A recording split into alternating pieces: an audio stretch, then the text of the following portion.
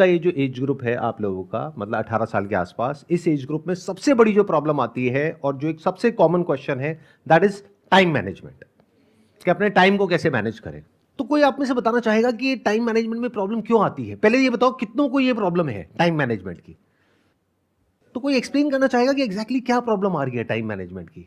हमारे पास clear goals नहीं होते, हर दिन का क्लियर टारगेट नहीं होता कि हमें करना क्या है। तो सर उस वजह से हम क्लियर टाइम मैनेजमेंट नहीं कर पाते और इधर उधर की चीज़ों में डिस्ट्रैक्ट होकर रह जाते हैं।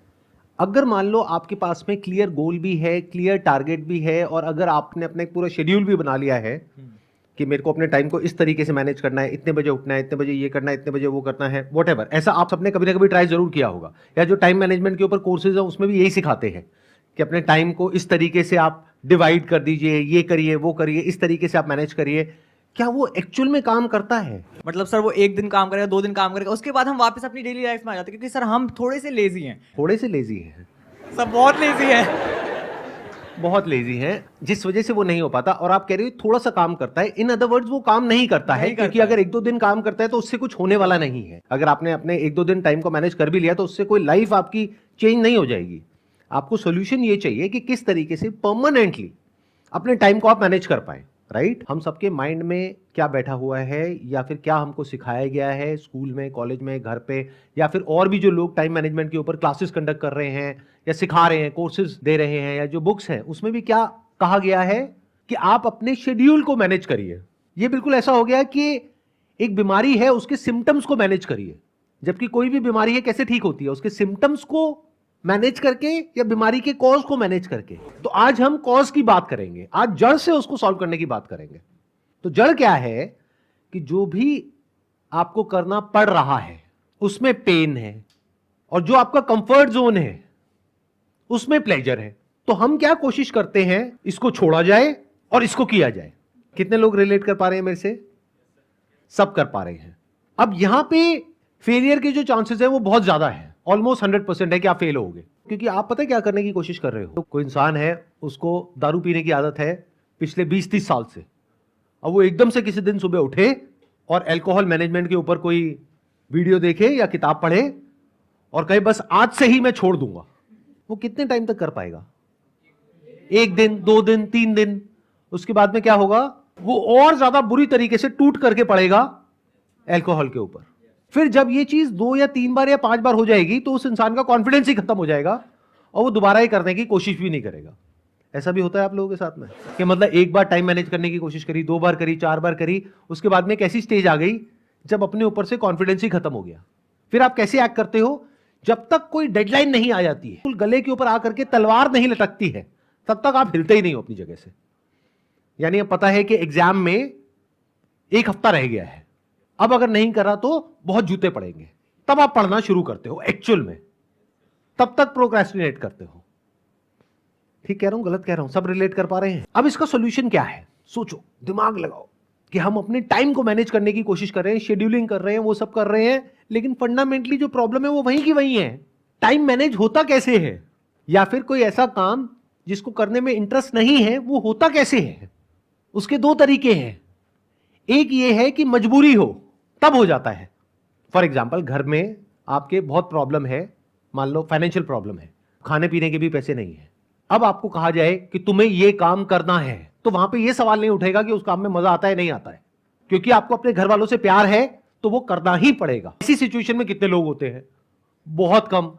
बट अब मजे की बात क्या है कि अगर आपका फैमिली बैकग्राउंड ऐसा है कि आपको खाने पीने की टेंशन नहीं है, रहने के लिए घर मिला हुआ है, पहनने के लिए बढ़िया कपड़े मिले हुए हैं, अब क्यों काम करोगे? अब जरूरत क्या है काम करने की? प्रॉब्लम की जड़ समझ रहे हो? जैसे बाहर कुछ कंट्रीज में क्या होता है कि जैसे ही आपकी एज 18 साल हो जाती है तो आपको कहा जाता है कि अब जाओ अपना कुछ काम धंधा करो, पार्ट टाइम जॉब करो, अपना खुद का कमाओ और खाओ। हम एक पॉइंट तक तुम्हारा ध्यान रखेंगे, उसके बाद में तुम्हें इंडिपेंडेंटली अपना ध्यान रखना है। इंडिया में ऐसा होता है क्या? यहाँ क्या होता है, आप 25 साल के भी हो जाते हो तब भी आपकी मम्मी आकर के आपको कहती है बेटी खाना नहीं खाया, ले मेरा बच्चा। उसको एक बच्चे की तरह ट्रीट किया जा रहा है। उसके डिसीजन में पेरेंट्स इन्वॉल्व हैं कि तुम्हें ये करना है, ये नहीं करना है, हम बैठे हैं, हम डिसाइड करेंगे कि क्या करना है क्या नहीं करना है। तो वो बच्चा बच्चा ही रह गया है। वो 25 साल का देखने में आदमी है लेकिन अंदर से बच्चा है। ऐसे बनना चाहते हो? ये सीरियस इशू है बहुत, अगर आप समझ पा रहे हो तो। आई एम नॉट श्योर कितने समझ पा रहे हैं, कितने नहीं समझ पा रहे। कि ये प्रॉब्लम कितनी बड़ी है कि दो तरह के लोग हैं। एक है जिनके गले पे तलवार लटक रही है, तो उनको इस सेशन की जरूरत नहीं है, वो कुछ ना कुछ कर ही लेंगे। यानी मान लो घर में लोग प्यास से तड़प रहे हैं तो पानी का कहीं ना कहीं से जुगाड़ कर ही लेंगे। लेकिन जिनको खाने पीने की, रहने की, पहनने की, किसी चीज की कोई टेंशन नहीं है, वो अपने टाइम को कैसे मैनेज करें? क्योंकि एक्चुअल में उनकी लाइफ में कोई बहुत बड़ी प्रॉब्लम नहीं है, गले पे कोई तलवार नहीं लटक रही है, लेकिन फिर भी उनको कुछ तो करना ही है ना इंडिपेंडेंट होने के लिए। और एक तरफ है वो काम जो बहुत ही इंटरेस्टिंग है, जिसमें मजा आता है, यानी इंस्टाग्राम पे रील्स देखने में, स्टोरीज अपलोड करने में, फिर उस पर देखने में किसने लाइक किया, किसने नहीं किया, किसने कमेंट किया, किसने नहीं किया, और जिनको आप फॉलो कर रहे हैं वहां पर क्या हो रहा है। या आजकल ये यूट्यूब पे बड़ी कंट्रोवर्सीज हो रही हैं। इंटरनेट पे, सोशल मीडिया पे इतना कुछ है जो कि इंटरेस्टिंग है, जो हमारा ध्यान अपनी तरफ खींच रहा है। ऊपर से जो इन्फ्लुएंसर्स हैं या जो सेलिब्रिटीज हैं, उनका सिर्फ एक ही काम है, आपकी अटेंशन को ग्रैब करना किसी भी तरीके से, बाय हुक और बाय क्रुक। मतलब वो लोग जो इस चीज को स्टडी कर रहे हैं, पढ़ रहे हैं, समझ रहे हैं, सीख रहे हैं क्या कि आपकी अटेंशन को ग्रैब कैसे करना है।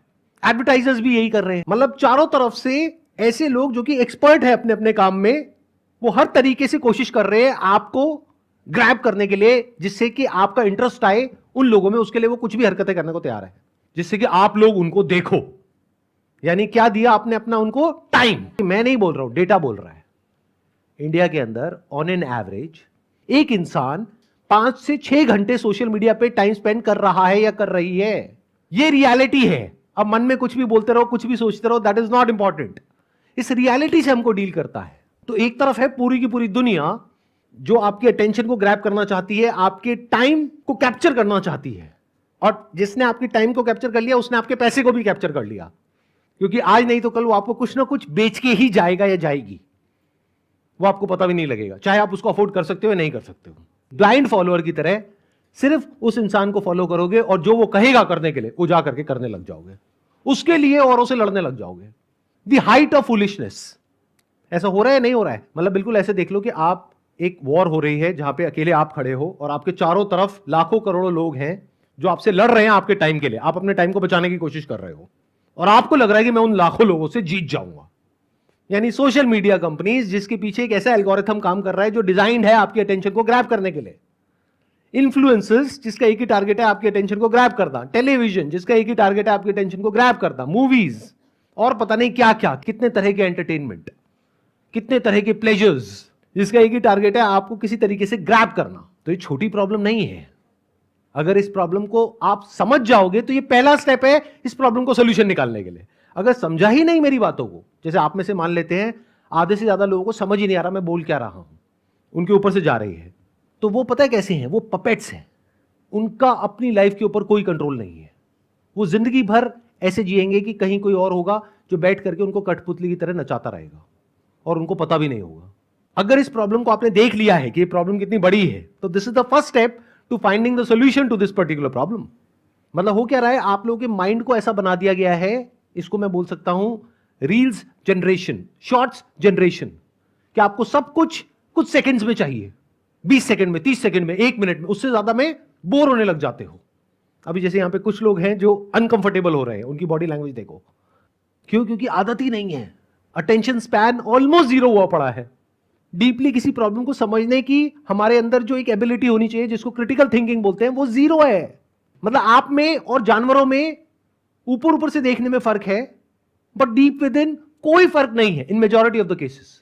क्योंकि जानवर भी पेन और प्लेजर के अकॉर्डिंग एक्ट कर रहा है, आप भी ऐसे एक्ट कर रहे हो। बुरा तो नहीं लग रही मेरी बातें? मैं रियलिटी के बेसिस पे बातें कर रहा हूं। थोड़ी सी कड़वी लगेंगी लेकिन सुन लो, आपके भले के लिए ही है। एक तरफ है प्लेजर्स जो आपका ध्यान खींच रहे हैं, दूसरी तरफ है पेन, यानी कि जो आपको करना पड़ रहा है, जिसको करने में एक्चुअल में कोई इंटरेस्ट नहीं है, लेकिन क्योंकि आपके घर वाले कह रहे हैं कि ये करो, इस एंट्रेंस को क्रैक करो, इस कॉलेज में एडमिशन लो, फिर उसके बाद में यहां से डिग्री लो, फिर ये करो, फिर वो करो, what ever that thing is, उसको करने में इंटरेस्ट नहीं है। हाँ, वो होने के बाद जो मिलेगा, जो सबकी तारीफें मिलेंगी, जो पैसा मिलेगा, जैसा लाइफस्टाइल मिलेगा, उसमें इंटरेस्ट है। बट जो 2-4-5 साल तक करना पड़ेगा उसमें इंटरेस्ट नहीं है। और आप क्या करने की कोशिश कर रहे हो? एक तरफ जो प्लेजर्स का पूरा भंडार है, जिसको कंफर्ट जोन बोल सकते हैं आपका, उसको छोड़ करके पेन की दुनिया में जा रहे हो, तो ये काम नहीं करेगा। इन 99% ऑफ द केसेस। 1% की मैं बात नहीं कर रहा।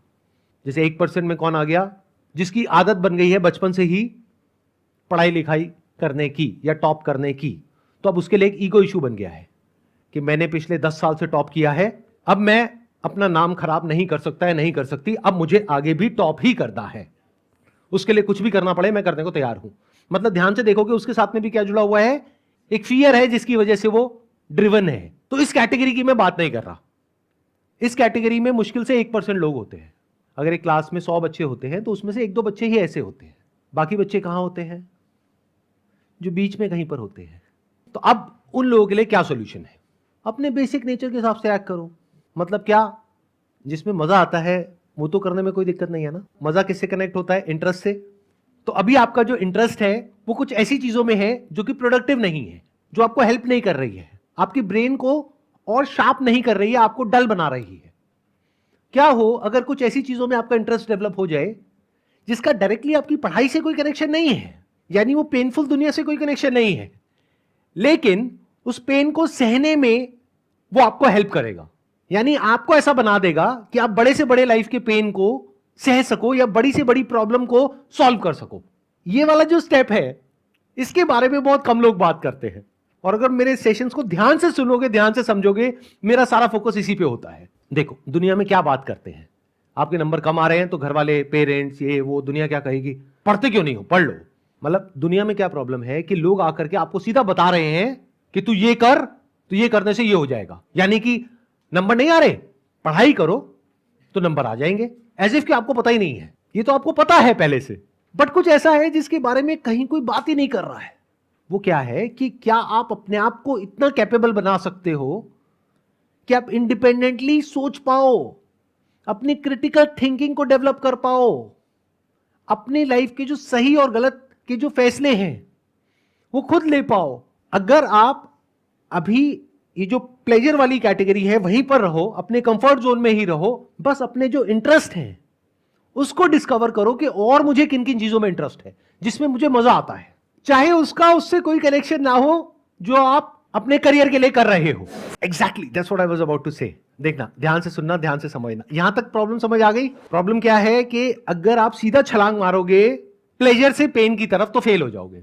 क्या हो अगर आप प्लेजर में ही रहो, बस जिन चीजों में आपको इंटरेस्ट आ रहा है उसको बदल दो और कुछ ऐसे काम करो जिसमें आपको इंटरेस्ट आए, बल्कि जो आप कर रहे हो अभी उससे और ज्यादा इंटरेस्ट आए, और उससे कुछ ऐसा हो जाए जो लाइफ में सबसे इंपॉर्टेंट है। पढ़ाई लिखाई सबसे इंपॉर्टेंट नहीं है जैसा आपके दिमाग में भरा जा रहा है, या किसी एग्जामिनेशन को क्रैक करना सबसे इंपॉर्टेंट नहीं है, जॉब मिलना सबसे इंपॉर्टेंट नहीं है। सबसे इंपॉर्टेंट है कि आप एक ऐसे इंसान बन सको कि लाइफ में किसी भी प्रॉब्लम को सॉल्व कर सको।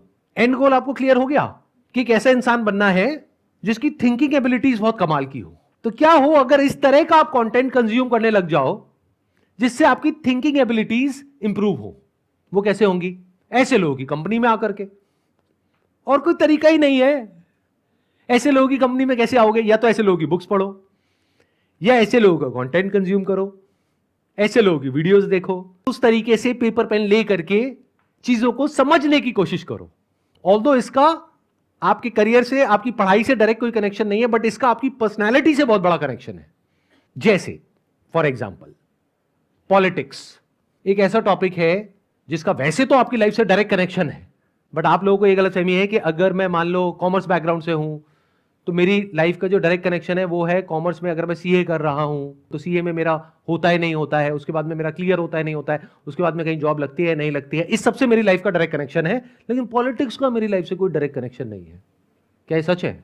कितने एग्री करते हैं कि पॉलिटिक्स का आपकी लाइफ से कनेक्शन है डायरेक्ट? कितने लोग ऐसे हैं आप में से जो ये कह सकते हैं कि politically we are aware of whatever is going on in our country और across the globe? Not even a single person.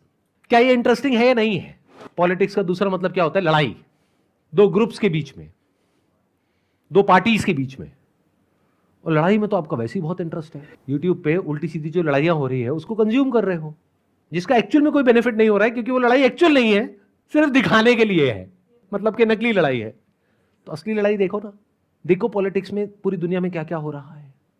अगर पॉलिटिक्स में आपका इंटरेस्ट है तो, अगर नहीं है तो साइकोलॉजी को स्टडी करो, क्या पता उसमें इंटरेस्ट आ जाए।